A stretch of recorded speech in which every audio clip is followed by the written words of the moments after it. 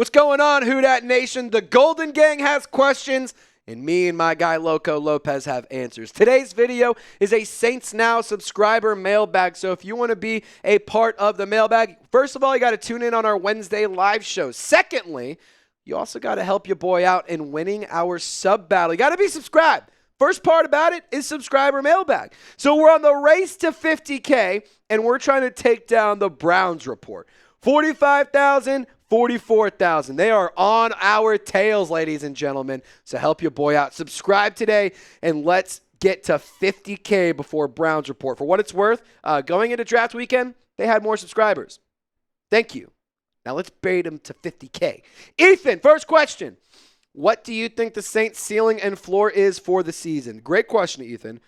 Ceiling, I think, is 10 wins and hosting a home playoff game.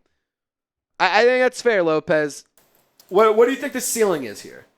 I think ceiling, I'm not going to get anything crazy. I don't even think home playoff game unless you win the division, which I guess that would be the only route to the playoffs is winning the division. I don't think you're a wild card team. I'm kind of scared of the ceiling because I think ceiling is maybe 7 or 8 wins. Yeah, and that's kind of just like purgatory. Yeah, like the highest of the high is maybe you win the division with like 9 games, and then you host a playoff game, which is how that would work.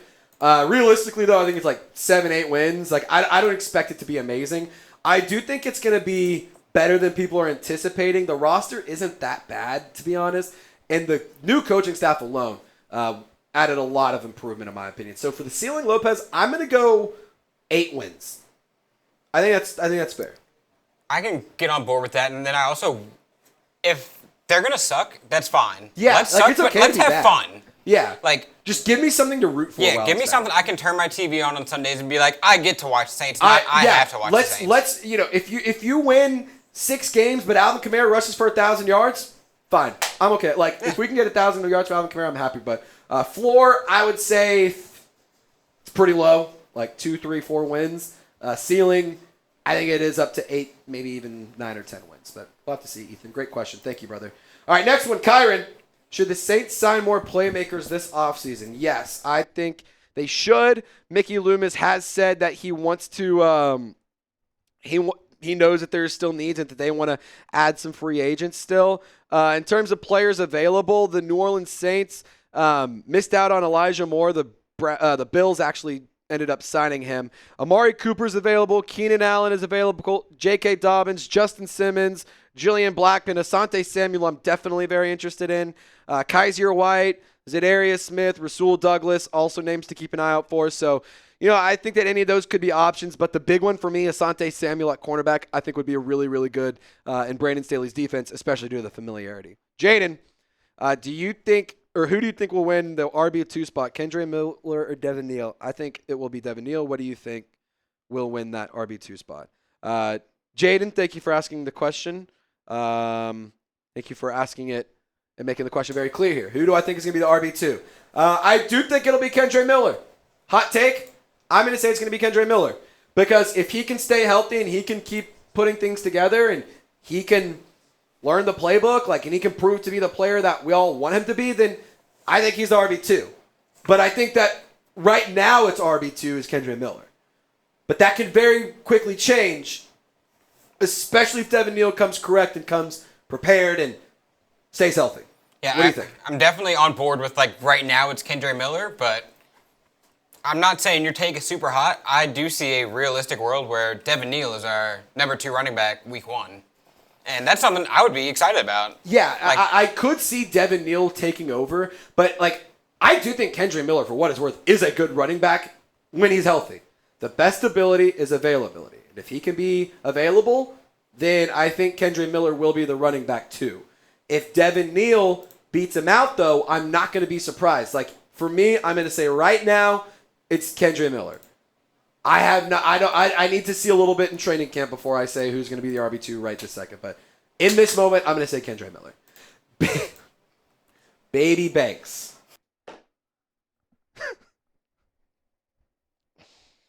That's pretty funny. That baby looks like Lopez after night 1 of the draft. Would you sign Amari Cooper? #Saints. In case you guys don't know what that is from the draft video after Kelvin Banks got drafted. Yes, I would sign Amari Cooper. I would not break the bank on him, but I would sign him. I think it does make some sense. The Saints need a wide receiver. They need a veteran wide receiver, and I do think that he is a player who could be beneficial to have around, and I think he's always been a little bit of an underrated player and undervalued player. So for me personally, I think my answer is yes, but I want to ask you the same question. Would you sign Amari Cooper? Just type sign or pass in the comments section. Coop! Let me know what you guys would do. Bringing in the veteran wide receiver? I think so. Keith Mason, what up? Trizzy and Lopez, how about going for some well-paid wide receivers, Mike Evans, DJ Moore, Chris Godwin? Two things. Mike Evans and Chris Godwin will never choose to play for the New Orleans Saints. They will never make a decision consciously to play for the Saints. I'll even take names out of this, just veteran, older receivers that are still good. I think maybe the Saints should try and steer clear of that right now. That's fair. You're building for the future. Like we've said this before, you're not winning a Super Bowl next year. Yeah. That's fine. Let's admit it. Yeah. Mike Evans, or a guy like Mike Evans, Chris Godwin, how many more years do they have left of elite production? Yeah, those are win-now moves. Yes. And the Saints are not in an operating win-now. DJ Moore is definitely interesting. That would be a really, really fun one. He could be a future guy. That would be a really good one. That all being said, actually, I was going to say, I don't know if the Bears would move on, but they drafted Luther Burden, and maybe they could be like, ooh. I think DJ Moore is still the number one over there. No, I think he is. But I think if they're like, we're actually pretty confident in our wide receiver group, and we could get a nice return on DJ Moore, I think they would listen to a call. Like, I think he's a great wide receiver. Open. I'm not saying that the Bears are actively shopping DJ Moore, but I could see a world where the Bears are comfortable with the wide receiver group they have, and DJ Moore could bring in a nice trade package in return, and that could intrigue the Bears. But Chris Godwin, Mike Evans will never play for the Saints, for what it's worth. And I don't think DJ Moore ever would either. Funny enough, all three of these guys, former NFC South players. At least current or former. I'm about to say at least one of them's not there anymore. Yeah, one of them isn't. Good question, though, Keith. Thanks for asking. Should we move Juwan Johnson to wide receiver? No! I'm going to say no, because two things. One, if you move him to wide receiver, he's going to demand more money. Two, I don't think he is a wide receiver. I think he's a tight end. He's been working to learn how to be a tight end. He's been training and practicing blocking. He's been operating and working with other tight ends. He's been learning how to play the position better. He was a wide receiver in college, and he transitioned to tight end after signing as an undrafted free agent. So I can understand where the vision is there, but I don't think you need to move his position. Just line him up as a tight end and have a second one out there as well. I think that's totally fine. And plus, I don't think it's a bad idea to have a receiving, big-body tight end that is just a dedicated receiving tight end. Like I don't think that that's a bad game plan for what it's worth. I'm going to say no to moving Juwan Johnson to wide receiver. Shuck the Falcons. Ball nowhere here. Could we get good value if we traded Spencer Rattler? Ooh. I do not mean to burst your bubble, Shuck the Falcons, but no. Considering no wins, more interceptions than touchdowns, it's a fifth-round pick, I'm going to say no. I'm going to say no. He would not get good trade value. He is a quarterback, so he does that have going for him. I think at best you're getting a fifth-round pick back. The best thing you can do if you want to increase his trade value is play Spencer Rattler during the preseason and try and trade him right before week 1. If he looks really, really good, maybe a team will trade for him. I just don't think you're going to get good trade value. And also, I want to see Spencer Rattler compete. I do. I still have faith in him. I have faith in whoever. Let me put it this way. I don't care who the quarterback is. I want to see just whoever it is take over and be the guy and be the clear-cut QB1.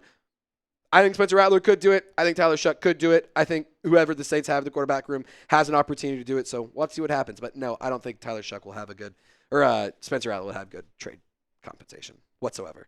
Who will be the quarterback in week 1? Let me know. Derek Carr, maybe. Tyler Shough, maybe. Probably. Spencer Rattler, uphill battle, but could be. What do you guys think? Who's going to be the quarterback in week 1? I want to hear from you. All right, if you guys want to get some jerseys, we have jerseys available. We have jerseys, Spencer Rattler jersey. If you want to get a Spencer Rattler jersey, chatsports.com/Saints jerseys. We also have jerseys available for Kelvin Banks, jerseys for Tyler Shough, and the other draft picks like Devin Neal and Danny Stutzman will be available as well soon. But we have throwbacks. We have home, away, men, women, children, color rush, whatever you want. Chatsports.com/Saints jerseys. Use the link in the comments or description. And if you're tuning in live, it's in the live chat. So be sure to click that and you can get yourself swagged out for this season. Chatsports.com/Saints jerseys. They're Nike. They're authentic. They come from Fanatics. So you know it's going to be a really good process all the way around.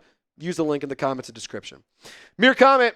Do you think with a full team of starters that Rattlers can be something great this year? First, I think he needs to get the opportunity to start or play. And whether that's him winning the quarterback battle or that's Tyler Shough gets injured or that's they're up by a lot and he gets thrown in or they're down by a lot and he gets thrown in, he needs to get on the field first. So the first thing is, can he get on the field? If he does get on the field, Lopez, I do think that maybe he could be something great. I mean, he has a nice arm. He's got a rocket, to be honest. He's got a great arm. Got a cannon. He has some nice leadership skills. He has the ability to be somewhat mobile. He has some skills, but can he put it all together? Not even going on skills, I will say Spencer Rattler is being thrown into, I don't want to say a shitty situation, but for a fifth-round quarterback, he's fighting an uphill battle already. Yeah. And this is year 2. Well, this is a perfect year basically for him. For sure. And not to mention, the coaching staff that drafted him is gone. The New Orleans Saints have no ties to Spencer Rattler. The front office has been impressed and they really like Spencer Rattler. But the coaching staff right now has no ties to him. They have no loyalty. And with that, you also invested a 40th overall selection, 110 picks before Spencer Rattler, in Tyler Shough. So automatically, like you said, uphill battle. He's just got to get on the field. And I think the question shouldn't be, can he be great? I think the question is, can he get on the field? And who's to say? Saints might go quarterback in 12 months. Yeah. We're back in April. We're looking at another quarterback. Now, we're talking about, is Garrett Nussmeier starting? Like, is Drew Aller going to be our starting quarterback? Like, these are conversations we could be having 12 months from now. Like, it sucks for Spencer Rattler, but this is the year where you're like, okay, I have to show something. Yeah, no, if I not, totally you're agree. gone. I totally agree.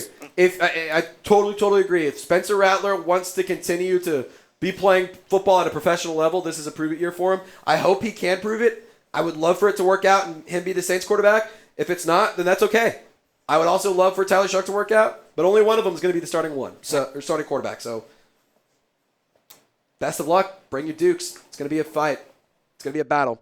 Trizzy Lopez, how do you feel about getting Kyle Pitts? Falcons obviously don't know how to use him.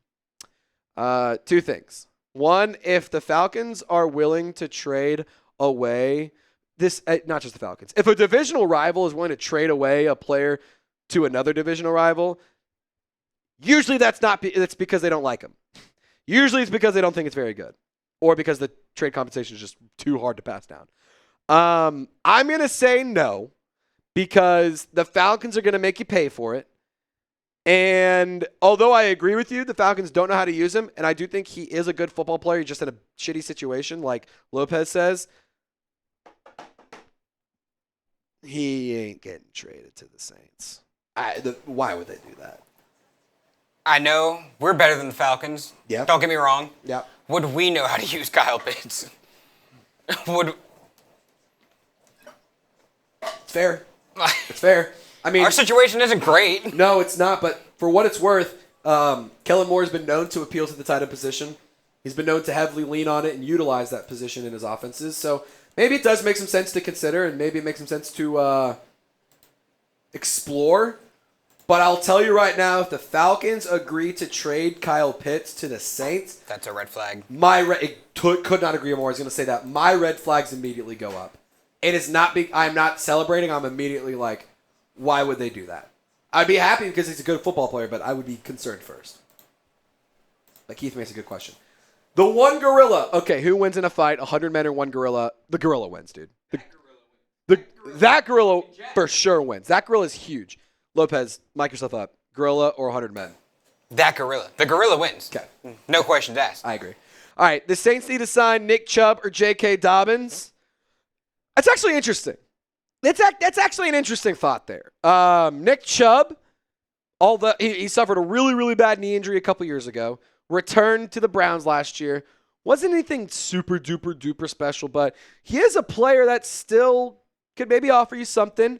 Be a good RB2 behind Alvin Kamara if you don't have faith in Kendre Miller or Devin Neal, which I don't know how you wouldn't have faith in one of them, or if they both get hurt or something. J.K. Dobbins also a little bit interesting to me. My just reservations lie where maybe they're just too injury prone. I don't want to deal with it necessarily, but definitely good names to look out. They're both available in free agency, and if the Saints want to add another running back, they should. I think they don't need to. I think you only needed to add one more, especially in the draft. I think you're okay in the running back department now, but who am I to say that you shouldn't go and do one? Like I do think if you go and get one of these players, especially when it comes down closer to roster cutdowns, maybe it makes some sense depending on how things shake out during training camp and how everything's looking.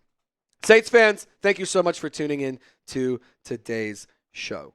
No matter where you are or how you're watching, we always appreciate the Who Dat Nation for taking some time out of their day to hang out with me and Loco Lopez. So for Loco Lopez, thank you guys so much for tuning in. My name is Trace Gerard. Y'all stay golden. Enjoy the weekend, and we'll see you next time.